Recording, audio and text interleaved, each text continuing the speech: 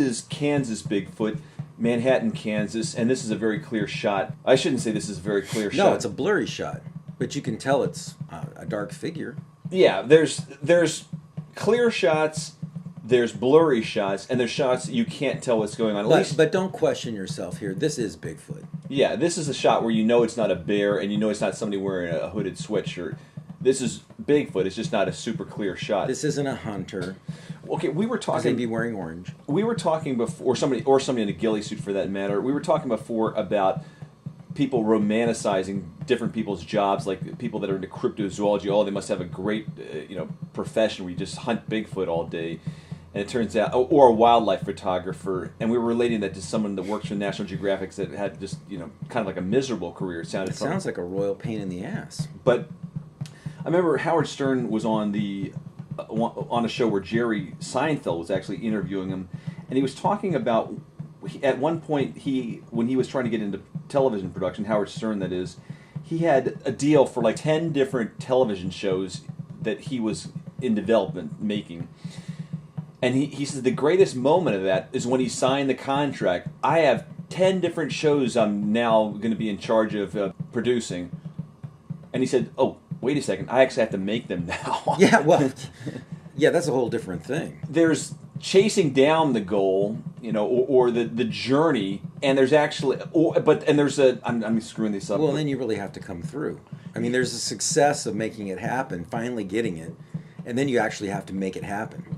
Yeah, you might get the chance. You might want all your life to have a chance to do this. That's the fantasy, the chance. And then you actually have to do it. Yeah, then someone says, go, it's you. What? Now I have to produce? What? Yeah, wait a second. I've been watching TV all day, and I've been just hoping I can get a break, and then you kind of romanticize the way things were before. So previously... That brings me back to, my grandmother opened a restaurant, a Mexican restaurant, home cooking, just the way she'd cook for us. Now, this is food that you go and you have at your grandmother's house. I mean, you know what that's like. That's the best you've ever had, right? For most of us, not everybody. And it was kind of a wreck. People got food that they should have never ever had because it was so good. It just blew their socks off, or it should have. And people complain. And wait a second. Well, I want to hear. I just have a question about what you just said. People complain because they got food that was better than they ever had before. I mean, people complain about everything. They complain if you gave them gold, you know what I mean? There'd be some reason for them to complain. So when you're getting home-cooked food, it's like nothing you probably have ever had, but there's just problems when running a business. You're always going to run into issues, and you're going to run into people that aren't happy. Right. And so it's just you can't satisfy everybody with anything you do, including giving them really good food that, home style food that your grandmother would make for you. Well, that kind of relates to putting out photos of Bigfoot. For the longest time, people have known or theorized that there were 10,000 Bigfoot in the United States, and that's more than some. And they all look like Patterson-Gimlin. Yeah, I mean, nothing different than that. But that's actually more than some endangered species where there are a lot of photos of, and they're actually in zoos, and there are less than 10,000 of them.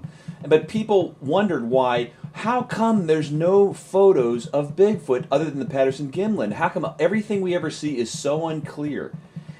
And then people go to the trouble recently, and we're able to get a lot more than most people, and they show clear photos of Bigfoots, or ones that you are strictly... Well, and then people make nasty, dirty comments, and I mean, these poor people, think what they've gone through to bring you this stuff. Right, and that kind of relates to the National Geographic Absolutely. Photographer we were talking about.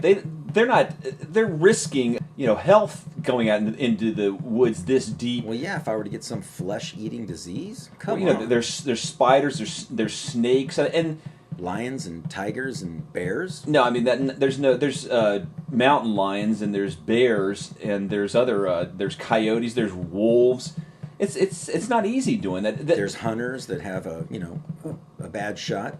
What you see on the shows like $1 Million Bigfoot Bounty, and I want to talk about this in the next episode.